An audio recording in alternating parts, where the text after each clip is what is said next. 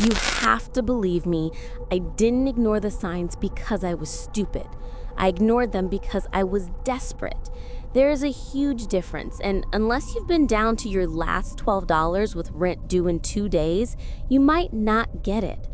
Right now, my hands are shaking so bad I can barely type this on my phone. But I need to get it down while it's fresh, while I'm still me. It started about 3 weeks ago. I remember sitting at that mahogany desk. It was massive, a dark, brooding slab of wood like something out of a museum, thinking, this is it. This is the fresh start. The room was dead silent. Not the cozy quiet of a library, but the heavy, suffocating quiet of a place that hasn't heard a real laugh in 50 years. It was a home office, technically, but the house was so big, it felt more like a warehouse for dust and old memories. My job was simple: archive assistant. That's what the online ad said. It sounded fancy, right? Professional. My boss, Mr. Sterling, told me he needed someone with an eye for detail to organize his family's papers. He lived in this sprawling estate about 20 kilometers outside the city. It was a nightmare commute. It took me 2 buses and a 2-kilometer walk along a road with no sidewalk to get there every morning. My shoes were always dusty by the time I arrived, but I didn't care. I was just happy to have a key card again. I was happy to have a purpose. I was trying so hard to be perfect. You know that feeling when you're walking on eggshells, but you're trying to make it look like you're dancing? That was me. I arrived 15 minutes early every single day, sitting on the stone wall outside until exactly 8:55 a.m. I lined up my highlighters by color, yellow, pink, blue, green, exactly 2 centimeters apart on the desk. I made sure my coffee cup was always on a coaster so I wouldn't leave a ring on his precious wood. I answered Mr. Sterling's emails within 30 seconds of receiving them, even if he was just in the next room. I wanted him to look at me and see someone indispensable. I wanted to be the good one, the reliable one. The office had these tall windows that looked out onto a gray, overgrown garden where nothing seemed to bloom, just thorns and brown leaves. It was always cold in there. I'd sit in my knitted cardigan, typing away, shivering a little. Sometimes I'd hear thumping upstairs, like heavy furniture being dragged across the floorboards. Thud, screech, thud. A normal person would ask, "Hey, what's that noise?" Or maybe, "Is someone else here?" But I just turned up the brightness on my monitor and typed faster. I smiled at the empty room. I am a professional, I told myself. Professionals don't ask nosy questions about their boss's attic noises. Professionals are grateful for the paycheck. I guess I should tell you why I was acting like such a nervous wreck. Why I was willing to work in a freezing house for a man who barely made eye contact with me. 6 months ago, I was living the dream, or what I thought was the dream. I had landed a junior associate role at Vantage Marketing. It was huge for me. Glass walls, free espresso machines, beanbag chairs in the break room, the whole startup but corporate vibe. I bought a whole new wardrobe on credit. I called my mom crying when I got the offer letter. She told me, "Finally, Clara, finally, you're doing something real." That finally stuck in my ribs like a knife. It implied that everything I did before was fake. I lasted 3 months. It wasn't even something big. I didn't steal money or curse out a client. It was a corporate restructuring. That's what they called it. My manager, a woman named Helga, who I thought was my friend, we got lunch together every day. She called me into a glass-walled office on a Tuesday morning. She didn't even look sad. She just slid a paper across the table and said, "We just don't think you're the right culture fit, Clara. We need someone with a bit more spark." Security walked me out, like I was a criminal.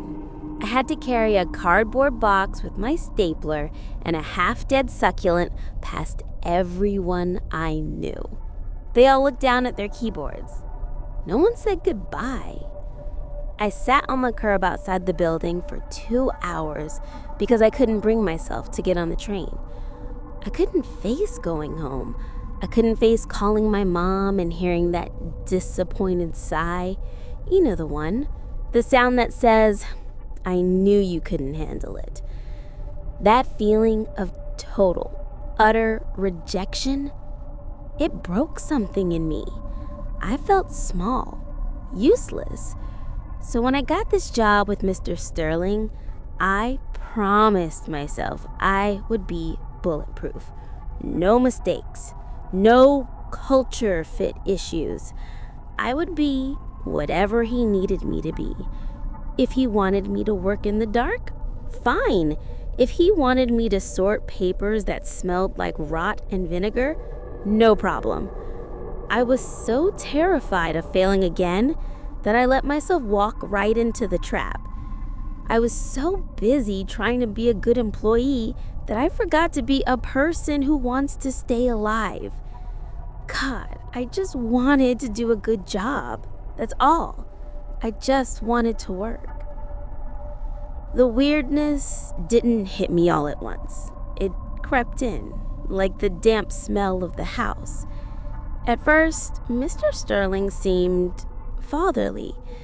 He was older, maybe late 50s, always wearing these heavy wool suits that smelled like expensive tobacco and something sweeter, like vanilla that had gone off. He'd bring me tea in fine china cups. He'd say things like, "You're a hard worker, Clara. Rare these days. Very rare." And I'd just beam. I'd soak up that praise like a dried out sponge. But then, the boundaries started to blur. It was a Tuesday. I was scanning some old land deeds, trying to decipher the handwriting, when he walked in. He didn't knock. He just kind of materialized in the doorway. He walked over to my desk, way too close. I could smell that stale cologne. It made my stomach turn a little, but I kept my professional face on. "It's drafty in here, isn't it, Clara?" he asked. His voice was soft, almost oily. "I'm fine, Mr. Sterling. Really," I said, reaching for my sweater. "Nonsense. We can't have you catching a chill." He walked over to the heavy oak door, the only way out of the office, and closed it. Then, very deliberately, he turned the brass key in the lock. Click. The sound was so loud in the quiet room, my heart did this funny stutter. "Just to keep the warmth in," he said, slipping the key into his vest pocket. He smiled, but his eyes, they were flat, heavy, like he was watching a fish in a bowl. "Oh, okay. Thank you," I stammered. I told myself it was normal. Old houses have bad insulation. He was being considerate. But for the rest of the day, every time I needed to use the bathroom, I had to ask him to unlock the door. And every time I asked, he'd take just a few seconds too long to find the key, watching me squirm, watching me wait for his permission to move. And the worst part? I thanked him every time. 3 days later, I found the drawer. Mr. Sterling had gone into the city for a meeting, a rare occurrence. He left me a list of tasks that was a mile long, probably to make sure I didn't have time to think. One of the tasks was to reorganize the bottom file cabinet, the one stuck in the shadowy corner behind the massive bookshelf. I was on my knees, pulling out dusty folders, my allergies going haywire. The cabinet was jammed. I yanked on the bottom drawer, bracing my foot against the wood, and it suddenly flew open with a screech of rusted metal. It wasn't full of papers. It was full of stuff. Personal stuff. There was a pink hairbrush with strands of blonde hair still caught in the bristles, a keychain with a little plastic panda on it, a tube of lipstick worn down to the nub, a pair of reading glasses with the correct lens. It looked like the contents of a purse dumped out. But it wasn't just one purse. The styles were all different. The lipstick looked like something from the 90s. The glasses looked modern. I reached in and picked up a small, spiral-bound notebook. It was cheap, the kind you buy at a drugstore. I opened it. The handwriting was bubbly, looped. Day 1, Mr. S seems nice. The house is creepy, LOL, but the pay is amazing. Maybe I can finally save up for that trip to Italy. I turned the page. Day 4. He keeps standing behind me. I can hear him breathing. I turned another page. My fingers were cold. Day 10. The door's locked again. I don't like the way he looks at my hands. I want to go home. The entries stopped there. I dropped the notebook like it was burning me. I looked at the pile of lost things. The panda keychain seemed to be staring up at me. These weren't lost items. They were trophies. Suddenly, the air in the room felt heavy, thick. I heard a floorboard creak. Not upstairs, not outside. Right behind me. I froze. I hadn't heard the front door open. I hadn't heard the car. Finding everything in order, Clara? His voice was right at my ear. I could smell the tobacco. I could smell the stale vanilla. He was so close, I could feel the heat radiating off his suit. I hadn't even heard him breathe. I didn't scream. I wanted to, but the fear of losing my job, that pathetic, ingrained reflex, made me swallow it. I stood up, dusting off my knees, forcing a smile that felt like it was going to crack my face open. Yes, just organizing. Very thorough. I went home that night and I threw up. I knew I couldn't go back. I knew it. But then I looked at my bank account. I looked at the eviction notice I'd hidden under a magnet on my fridge. Just one more week, I lied to myself. I'll find something else and then I'll leave. Miraculously, 2 days later, I got a call back. An old application for a receptionist gig at a dentist's office. It paid less, but it was safe. It was public. I accepted it on the spot. I felt lighter, free. I walked into Mr. Sterling's office that afternoon with my resignation letter, typed out, crisp and clean. "Mr. Sterling," I said, my voice only shaking a little.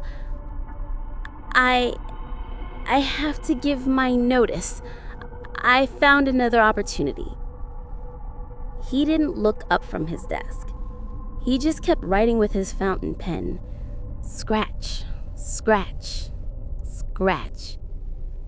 "No," he said. "Excuse me?" I said no. He finally looked up. The fatherly mask was gone. His face was hard, cold like the stone gargoyles on the roof. "You signed a contract, Clara. Did you read Clause 14B? I skimmed it." He opened a drawer and pulled out my contract. He pointed a thick, pale finger at a paragraph of tiny text. "In the event of termination prior to project completion, the employee agrees to pay a liquidation fee of $15,000 to cover recruitment and administrative losses." $15,000? I whispered. I felt the blood drain out of my legs. I didn't have 1,500, let alone 15,000. That amount of money might as well have been $1 billion to me. You can leave, he said, leaning back in his chair, that flat smile returning, as soon as you cut me a check. Or you can finish the archive. I have a new batch of files coming in tonight. Very sensitive, very urgent. Tonight? If you finish them by morning, I'll waive the fee. I'll even give you a severance bonus. He stood up and walked around the desk. He stopped between me and the door. He was holding the key. It's just one night, Clara. You're a professional, aren't you? I looked at the window. The sun was setting, casting long black shadows across the garden. The bus had already left. Okay, I whispered. One night. He smiled, and then he locked the door. The house felt different at night. The silence wasn't empty anymore. It was holding its breath.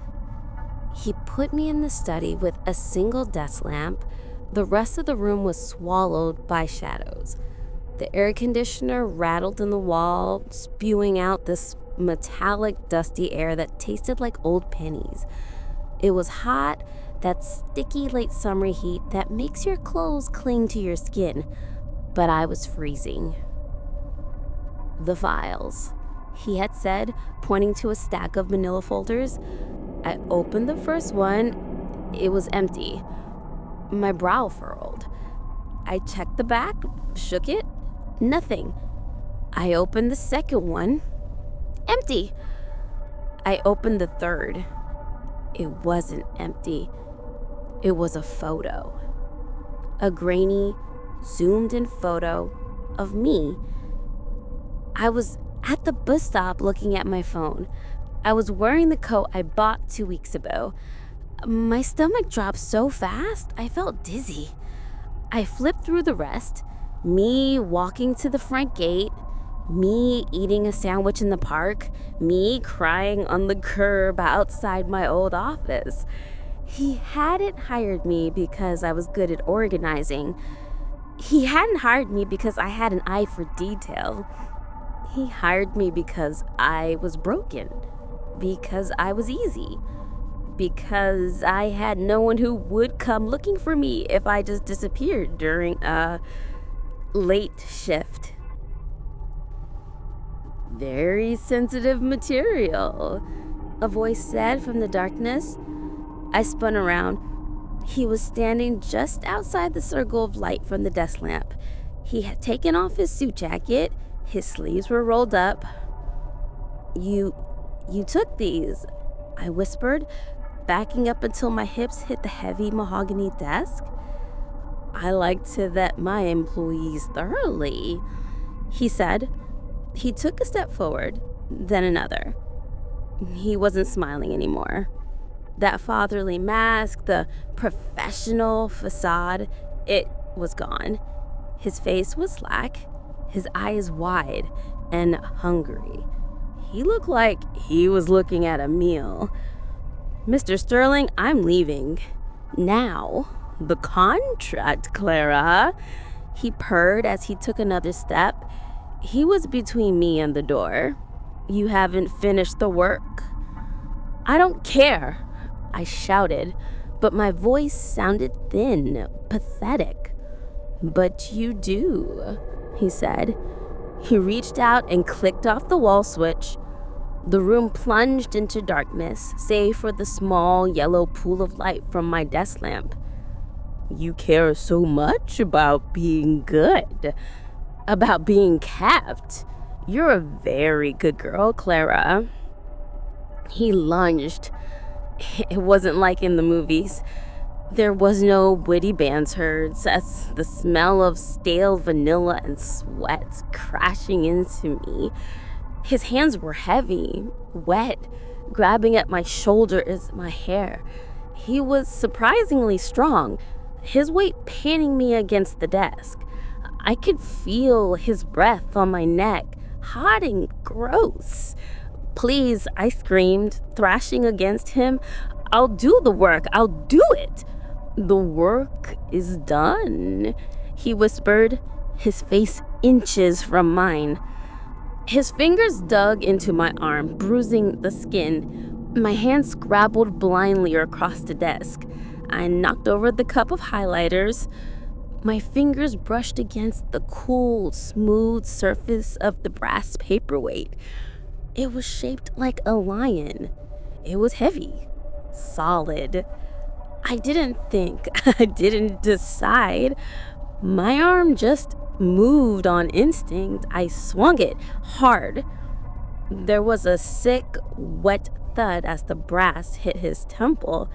He grunted, his grip loosening for a second, but he didn't fall.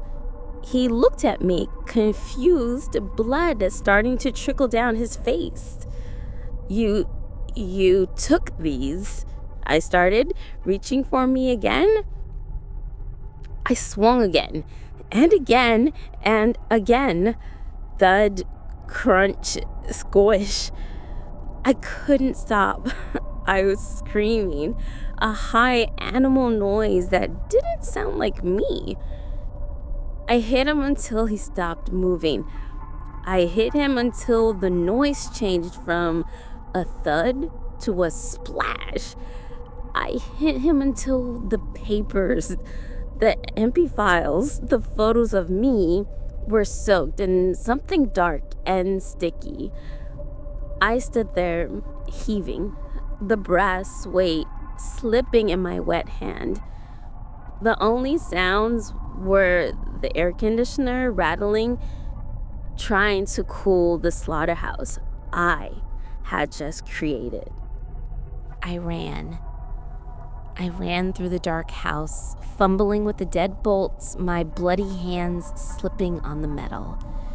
I ran down the driveway, into the pitch-black road, screaming for help, until a delivery truck almost hit me.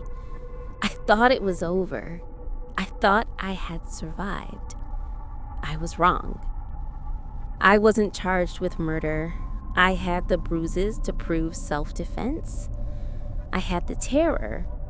But Mr. Sterling, Anthony Sterling, he had a family. A very rich, very powerful family with very expensive lawyers. They didn't put me in prison. They did something worse. They told the world we were lovers. They released emails, forged, obviously, but the who checks, where I confessed my undying obsession.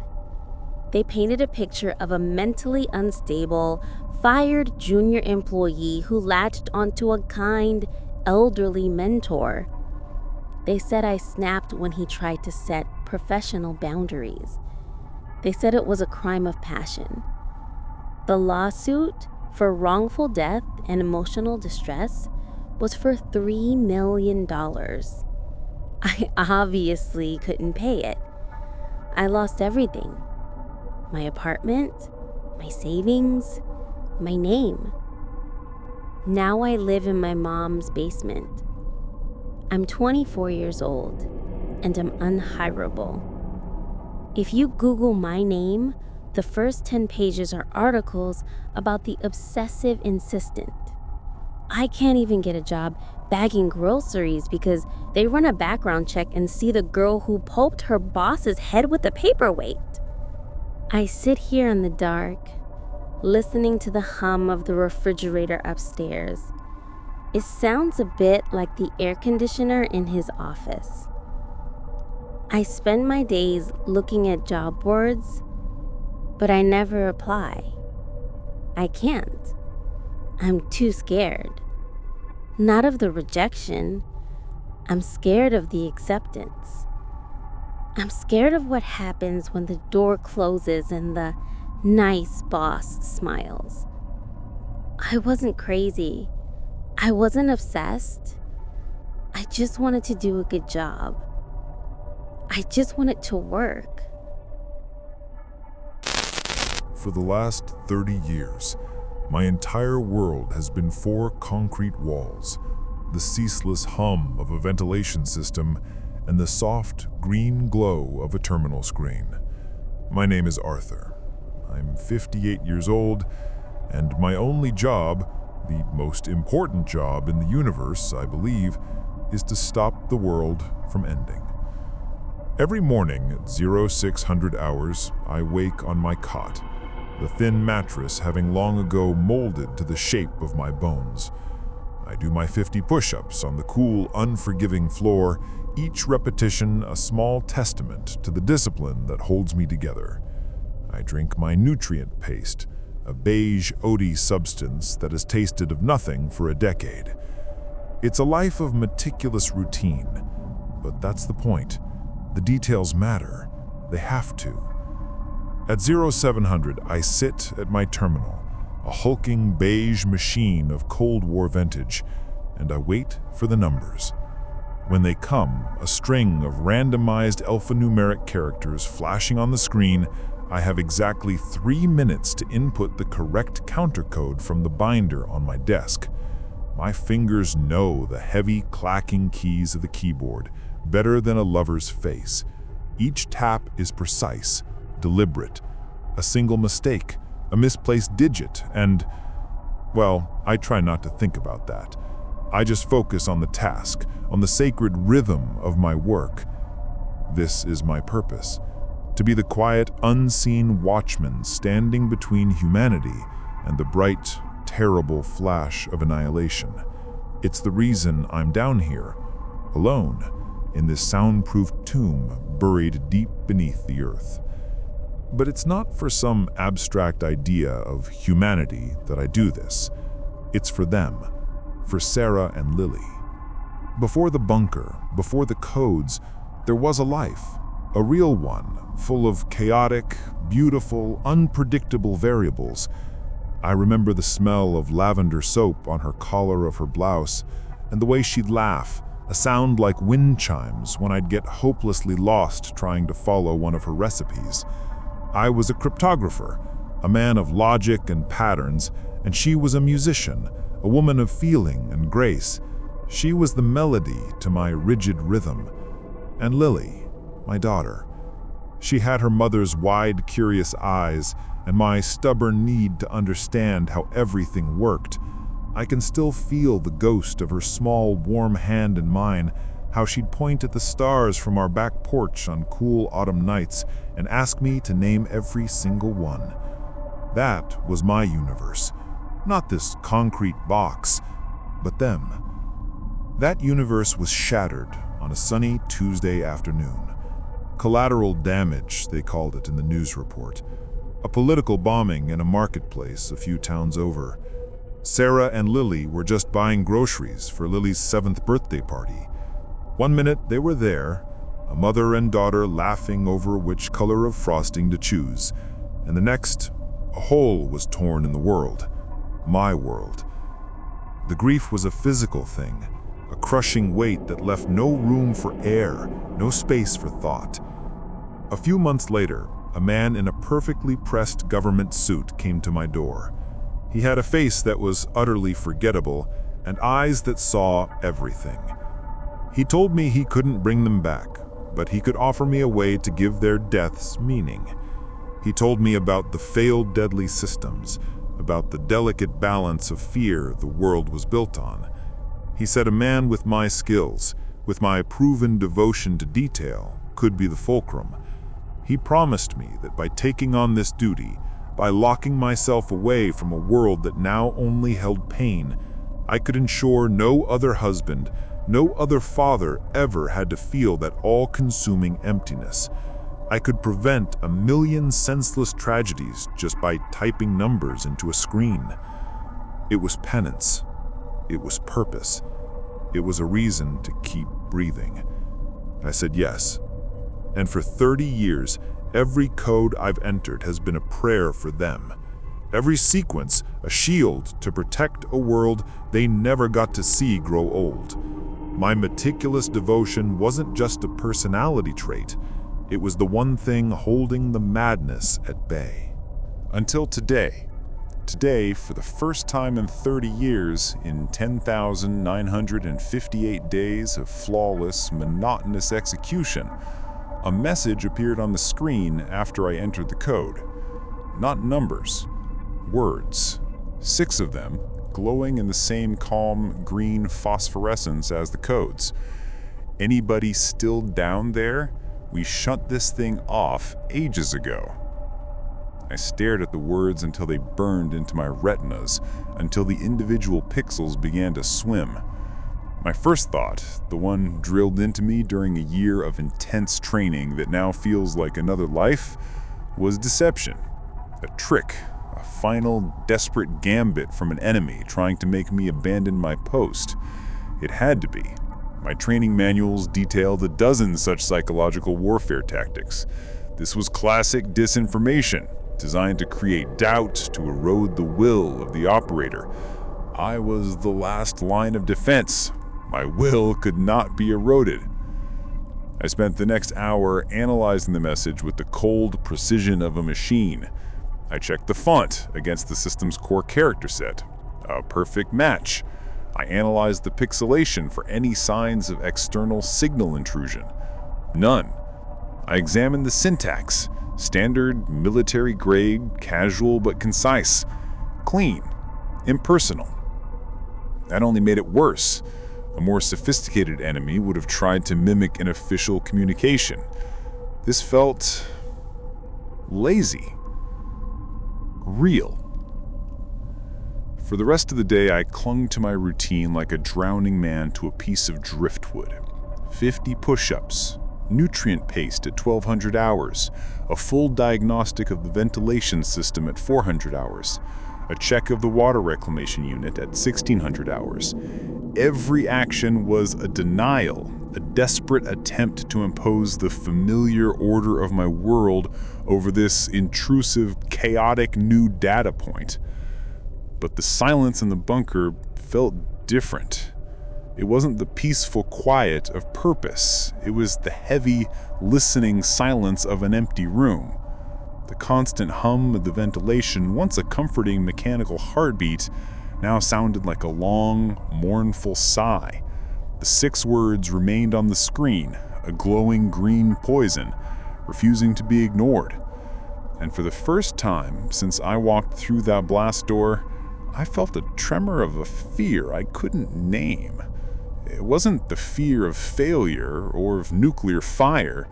It was the fear of an answer I didn't want. The next morning, I approached the console with a sense of religious dread. It was the anniversary. 30 years to the day since I had last seen the sun. I performed a small ritual I'd invented years ago, tracing the initials SP and LP in the dust on the console before wiping it clean. It was my way of remembering who I was doing this for. I took a breath, trying to push the message from my mind, focusing on the ritual, on the numbers. The code appeared on the secondary monitor, the one that still worked as it should. Sierra, Tango, Niner, 0, 4, Alpha. I placed my hands over the keypad, the plastic cool and familiar beneath my fingertips. But my hands were trembling. A fine, almost imperceptible tremor that was an earthquake in my meticulously controlled world. My focus was shattered. The 6 green words on the main screen seemed to mock me. As I reached to key in the first digit, my hand spasmed, a sudden violent betrayal of muscle and nerve. My elbow caught the edge of the keypad. It wasn't screwed down, it just sat in a shallow recess on the console. The impact knocked it sideways, and it tumbled off the edge, falling the meter or so to the concrete floor. The sound was shockingly loud in the silence, a dry, brittle crack. I flinched, my heart seizing in my chest. For a long moment, I just stared at the empty space where it used to be, my holy relic, my instrument of salvation. Then slowly, as if moving through deep water, I leaned over. The keypad lay face down. The cheap plastic backing, yellowed and brittle with age, had a spiderweb of fractures running across it, and a triangular piece had broken off completely. Through the newly formed hole, I could see inside, and I saw nothing. No circuit board, no processors, no delicate color-coded ribbon cables snaking their way into the console. Just hollow, empty space. The plastic shell was as thin and meaningless as an eggshell. It was a toy. A coldness started in my gut and spread through my veins, a cryo-freeze of pure, silent horror. This had to be a mistake. A backup keypad, maybe? When they swapped out during a maintenance check I had slept through 30 years ago? My mind scrambled, a frantic engine of denial trying to build a logical wall against the impossible truth. With shaking hands, I lifted the keypad. It was light, almost weightless. I turned it over and looked at the console where it had sat for 30 days. There was no port. No wires, not even a hole for wires to pass through. There was only a dusty metal depression. It had never been connected to anything. It was a prop in a play, and I was the only actor. My sacred duty, my penance, my 30 years of keystrokes that saved the world, they were all just taps on a hollow piece of plastic. I had been talking to an empty room. The threat wasn't a nuclear bomb from a foreign enemy. The threat was that there was no threat. There was nothing. And the ghost that haunted this room wasn't Sarah or Lily. It was the ghost of a purpose that was never there to begin with. I stumbled back, my legs weak, and slid down the wall until I was sitting on the floor. The hollow keypad lay a few feet away, a mocking grin of fractured plastic. The hum of the ventilation filled my ears, no longer a comforting breath, but the empty, idiotic laughter of a machine. 30 years, my life, my sacrifice, my meticulous devotion, a cosmic joke. Sarah and Lily, their memory hadn't been honored. It had been desecrated, used as fuel for a pointless bureaucratic engine that had forgotten it was even running. The emptiness I had tried to prevent from consuming the world was the only thing that had ever been in this room with me. I don't know how long I sat there. Hours? A day? Time dissolved into the low hum and the frantic circular logic of my own thoughts. I didn't eat, I didn't sleep, I just stared at the dust motes dancing in the single beam of the utility light, each one a tiny, meaningless world. But then a thought, quiet at first, began to push through the thick fog of despair. A test. The word echoed in the silent chamber of my skull. It wasn't a lie. It couldn't be. A lie of this magnitude was inefficient, illogical, unthinkable. No, this was a test of faith.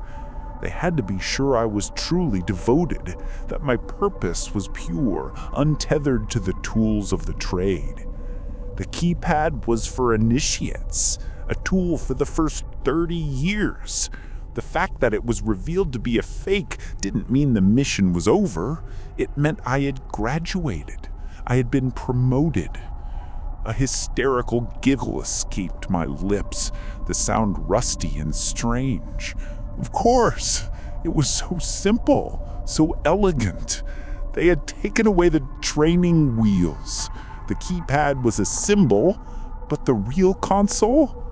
The real console was the bunker itself, This entire room was the interface. My body was the instrument. I stood up, a new energy coursing through me, hot and sharp. The despair was gone, burned away by a frantic, incandescent clarity. The codes still came over the automated radio. That was the key. The messages hadn't stopped. My meticulous devotion was needed now more than ever. I looked around my concrete world, and for the first time, I saw the truth. The walls weren't a prison. They were a canvas. The floor wasn't a floor. It was a slate. I needed a tool. I found it in the small galley, a simple stainless steel spoon.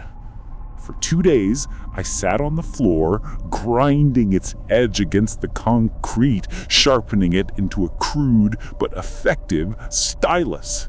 My hands bled, but I didn't care. Pain was just beta. The next time the synthesized voice crackled to life over the speaker with a new code, I was ready. I listened to the string of numbers and letters, committing them to memory, as I always had.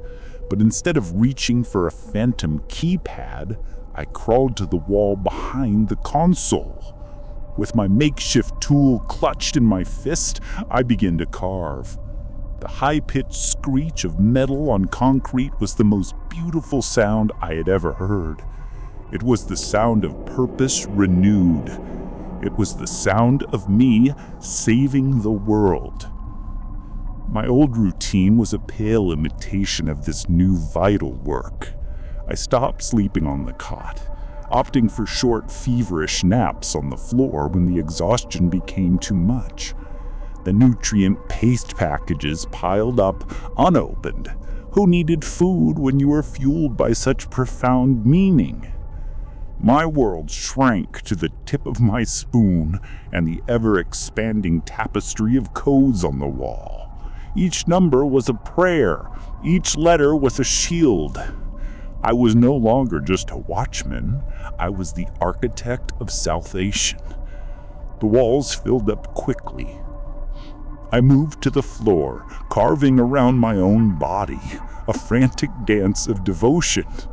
My knees were raw, my fingers were mangled, but my mind was sharper than ever. I was seeing patterns I had never seen before, connections between codes separated by years.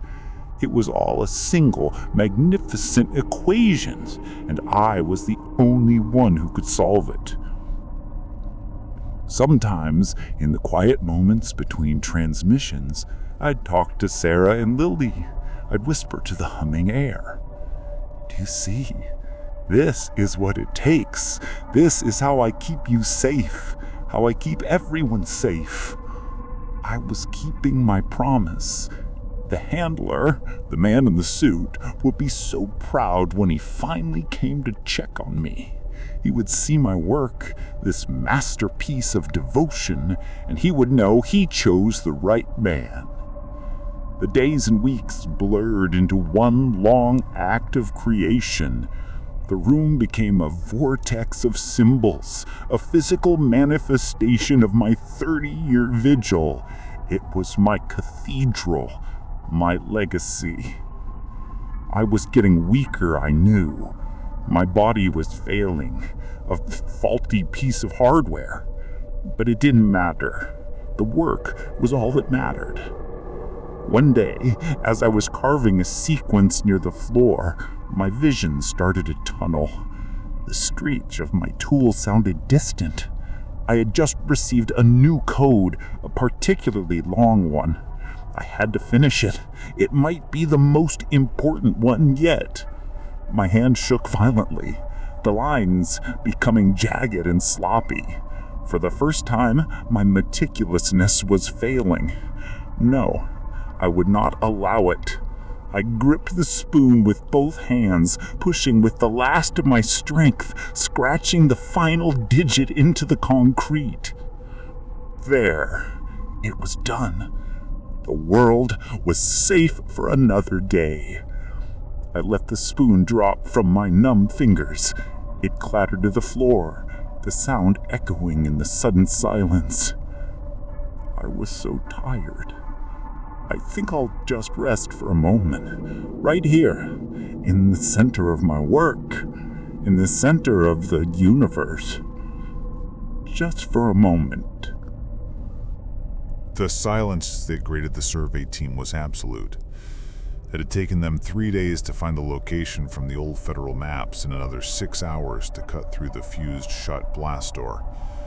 When it finally groaned open, it revealed the scene from a madman's Bible.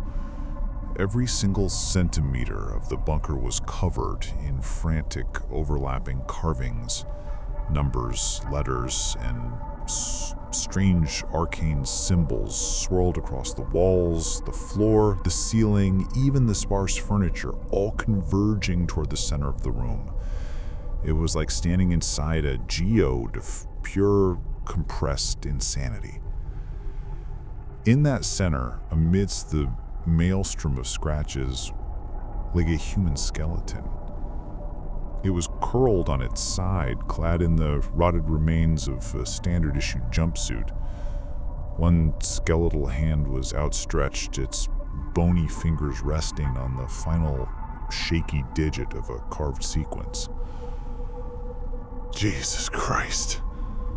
One of the younger surveyors whispered, the sound swallowed by the oppressive quiet. The team lead, a woman named Harris, who specialized in decommissioning Cold War relics, navigated the carved floor carefully, her boots crunching on something. She looked down to see the shattered remains of a cheap plastic keypad. She nudged it with her toe, revealing the hollow, empty interior. She'd seen forgotten bunkers before, but nothing like this. While the others documented the scene with a kind of horrified reverence, Harris found a small metal filing cabinet in the corner, one of the only surfaces left unmarked. Inside, there was a single, surprisingly thin file folder. The cover was stamped with a faded red block of text, Project Echo Chamber. Below it, another more recent stamp, Defunct 10/2/22. 2005. She opened it. The file detailed a short-lived psychological warfare experiment from the 1980s designed to test the effects of prolonged isolation and purpose-driven tasks on a single, psychologically vetted subject. The subject was a cryptographer named Arthur Pendleton, chosen for his meticulous nature and his high susceptibility to purpose-based narratives following recent personal trauma. Harris flipped through the sparse pages, mostly requisitions for nutrient paste and automated supply drops. She found the last official entry dated over 20 years ago. It was a simple memo from a department head, a response to an automated budget query. Automated radio broadcasts and supply drops for Project Echo Chamber to continue until budget line is formally zeroed out by accounting. No on-site maintenance or personal contact is required. Subject's mental state is considered an irrelevant variable to project continuation. Harris closed the file. The low hum of the ventilation system, still running on some forgotten, over-engineered power source, was the only sound. Her eyes drifted from the cold, bureaucratic memo back to the skeleton, lying peacefully in its self-made tomb. She thought of the man's profound sacrifice, the entire second half of his life given for a lie, all because of a clerical error and a budget line that never quite reached zero. Her gaze then fell upon a small section of the wall near the cot. Amidst the chaos of numbers and symbols, 2 pairs of initials were carved over and over again, the lines deeper and more deliberate than any others, like a desperate, loving mantra etched into the cold concrete. SP and LP. They were the only part of the room that felt sane. the ghost of a purpose that had once been real, now drowned in an ocean of nothing.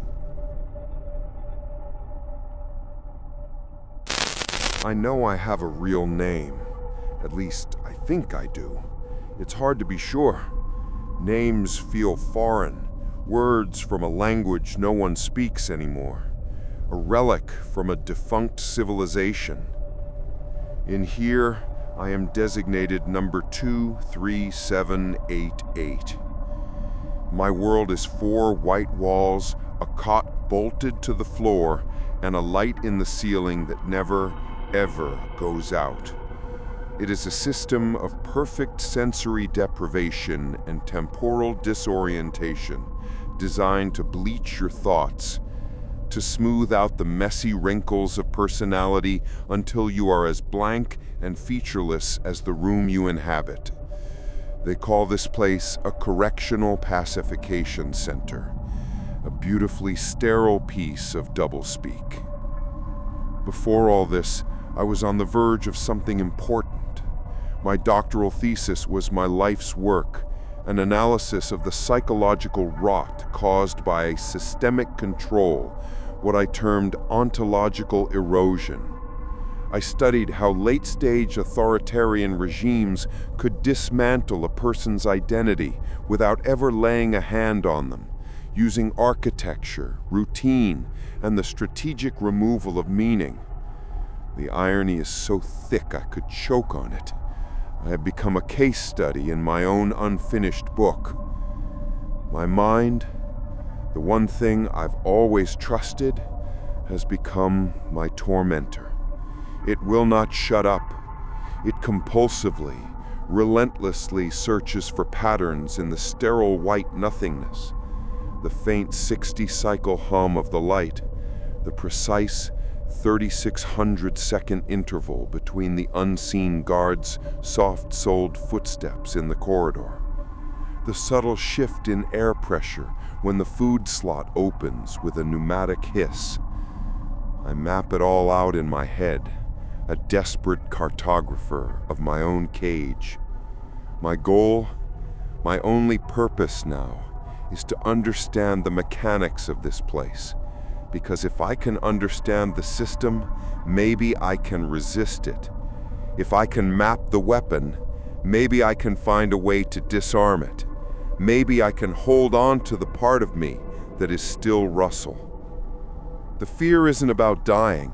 I made peace with that possibility the day they dragged me from my apartment, leaving my books and notes scattered across the floor like dead leaves. The real horror, the one that keeps my heart pounding a frantic, syncopated rhythm against my ribs in the perpetual twilight, is erasure. I am terrified of becoming a blank page. I know what it looks like. I saw it happen to them, my colleagues, my mentor, Professor Albright. He had a mind that could dance through the most complex social theories like they were simple melodies. I watched, hidden in the crowd, before they found me, as they brought him onto a stage in the public square for his reconditioning. They didn't just break him. They deleted him. His eyes, once so full of fierce, argumentative intelligence, went placid, vacant. He became a hollow shell, a smiling, compliant component in the very machine he had dedicated his life to fighting. That memory is the fuel for my obsession. I will not let them uninstall me. I will find a pattern, a flaw, a ghost in their machine. To understand my torment is to survive it. It's the only way I know how to fight back and prove I'm still here. It happened on what I calculated to be my 43rd day. The routine, my only anchor in this sea of white, snapped. The 60-cycle hum from the light ceased. The distant footfalls did not come at their appointed time. The silence was so absolute, it felt loud. A pressure building in my ears that threatened to rupture them. And then the wall opposite my cot shimmered. It wasn't a projection. The wall itself seemed to dissolve, its molecular structure thinning, not into darkness, but into a perfect, featureless rectangle of white light. It was an aggressive, predatory emptiness, a whiteness so profound it felt like it was swallowing the very concept of color. It flooded my vision, wiping out the edges of the room, my cot, my own hands. I was floating in a void of pure, meaningless light. Then symbols appeared inside the rectangle. Simple, geometric shapes that I was meant to rearrange into a logical sequence. A puzzle. My analytical mind, starved for stimulus after 43 days of sensory famine, latched onto it immediately. It was a distraction, I knew. A crude operant conditioning test, but a welcome one. A circle, a square, a triangle. Arrange them by ascending number of vertices. My fingers twitched as I manipulated the phantom shapes in my mind. The puzzle shifted.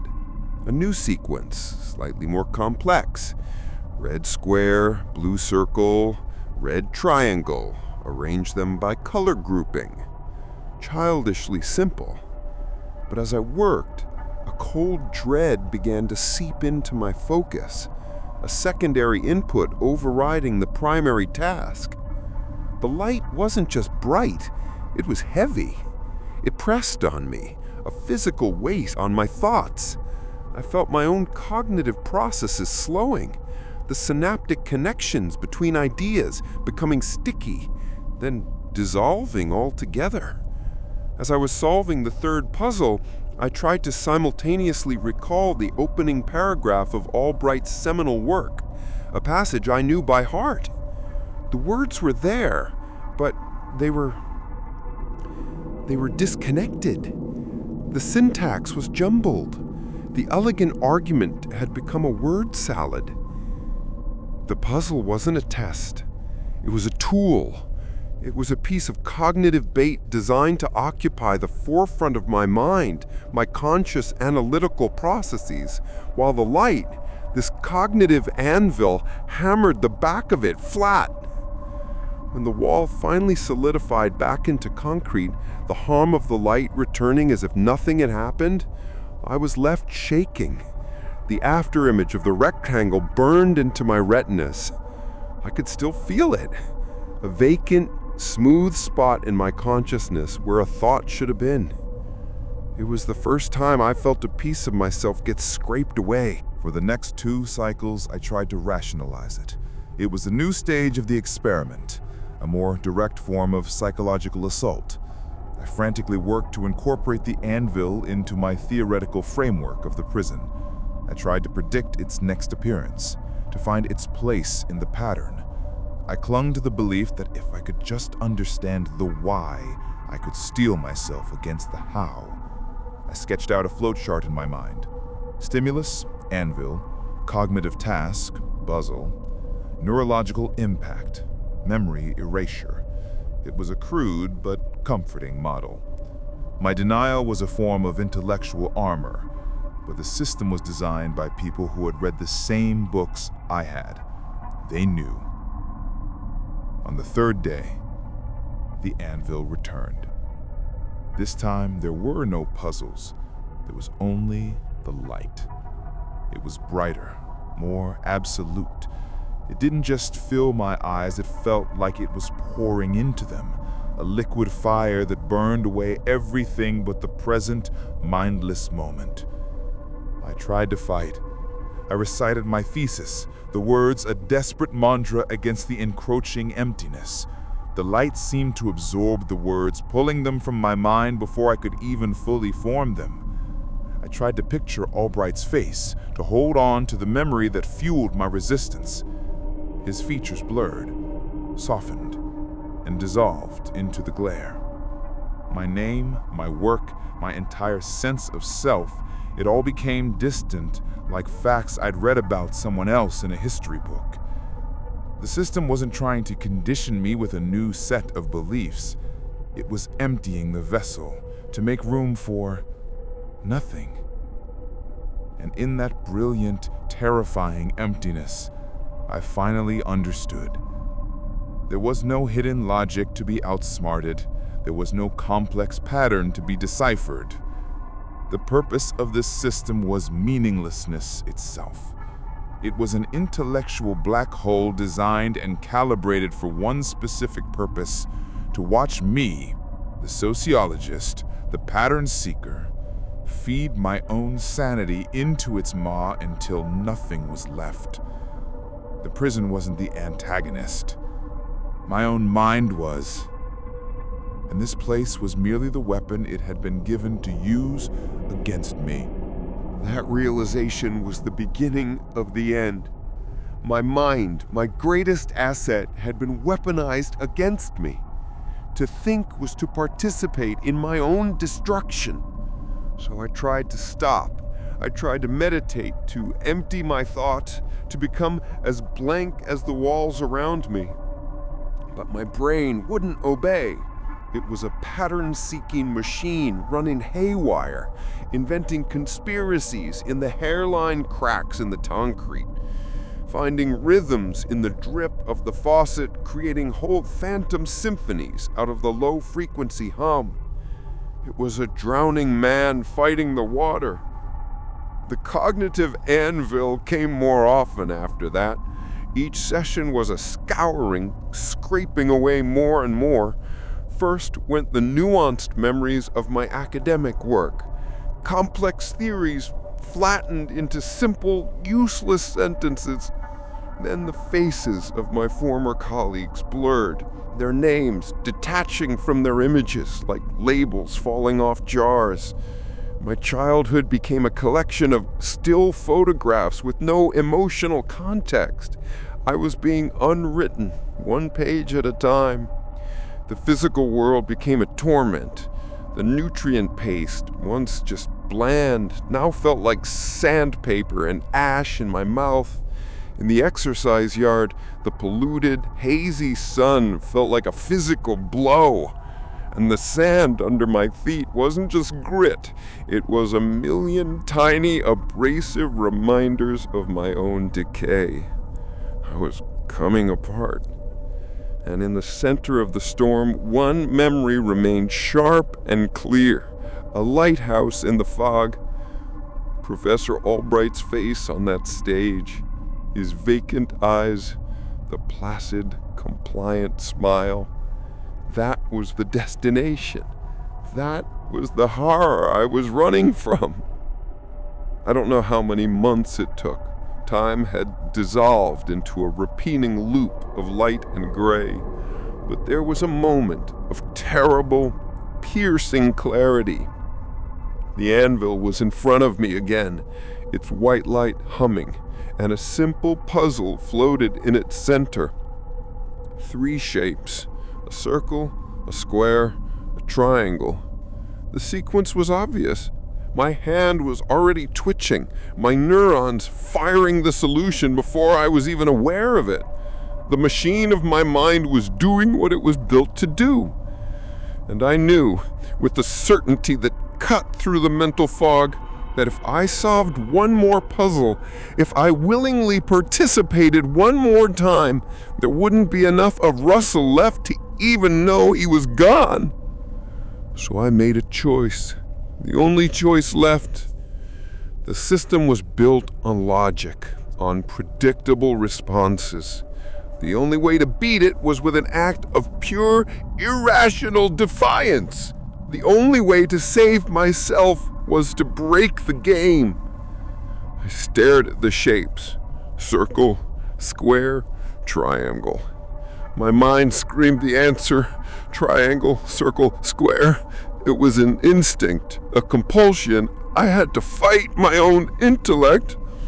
I squeezed my eyes shut, my fingernails digging into my palms until I felt blood. I forced the image of Albright's vacant face into my mind. I focused on the terror of that vacant smile. My hand moved, slow and deliberate, shaking violently. I picked up the square. I picked up the circle. I picked up the triangle. I put them down in the wrong order. For a single, beautiful second, there was nothing. Just the silent white light of the anvil, seemingly confused. And then, all hell broke loose. A klaxon alarm shattered the silence, a sound so violent it felt like it was tearing the air apart. The white walls of my cell began to flash, a deep, pulsing blood red. The door slid open and two figures in gray uniforms stormed in. They weren't guards, not in the human sense. They moved with the unthinking precision of machines, their faces hidden behind reflective visors. They grabbed my arms, their grips like iron vices, and hauled me from the floor. I didn't fight. I couldn't. I was laughing. A wild, broken, triumphant sound bubbled up from my chest. They dragged me down the corridor, the red light strobing, the alarm shrieking. They were taking me to the chair. I knew it. The final step. The place where they scrubbed the last bits of you away. But they didn't understand. They couldn't. By breaking their pattern, I had won. I had proven I was still here. As they strapped me into the cold, humming disciplinary chair and lowered a polished metal hemisphere toward my head, I threw my head back, a wild, delirious grin splitting my face. I took the last breath that belonged to Russell, the sociologist, and I screamed the most logical, the most beautiful, the most defiant words I had left. I quit! My scream shattered everything. Not just the sound, but the world itself. The violent red light, the screeching alarm, the cold metal of the chair, the very pressure of the guard's hands. It all dissolved. It didn't fade. It fractured like a sheet of glass struck by a hammer, the pieces turning into shimmering digital static before winking out of existence. The brutalist concrete walls melted into a soft, beige, fabric-covered partition. The overwhelming hum of the reconditioning machine warped, its pitch rising until it became a familiar, irritatingly shrill noise. The blinding, pulsating light condensed, softened, and resolved itself into the gentle, flickering glow of an old fluorescent tube overhead. My identity as number 23788 evaporated like smoke. The blaring alarm was a ringing telephone on a desk just to my left. The memories of the prison, of the anvil, of Albright were already receding. They felt like the residue of a particularly vivid and stressful dream, the details blurring the moment I tried to focus on them. There was a faint echo of fear, a ghost of defiance, but it had no power. It was just noise, the random firing of synapses settling after a period of intense concentration. I looked at my hands, resting calmly on the beige particle board desk. They were pale, the nail cuttings neatly trimmed. There were no marks on my palms. My hand, acting on an instinct far deeper than conscious thought, moved smoothly, calmly. It picked up the receiver of the ringing telephone. The plastic was warm, familiar. My voice, when it came out, was a perfectly reconditioned, monotone drone, devoid of triumph, devoid of terror, devoid of anything at all.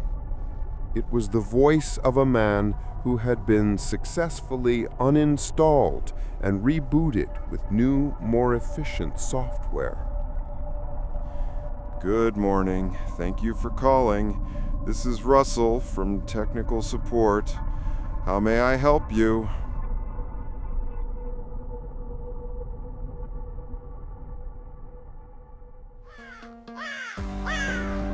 the horrors linger. Thank you so much for watching or listening. By liking and subscribing, you're helping me summon the next chilling tale from the shadows. Join our community of the brave and prepare for what's to come.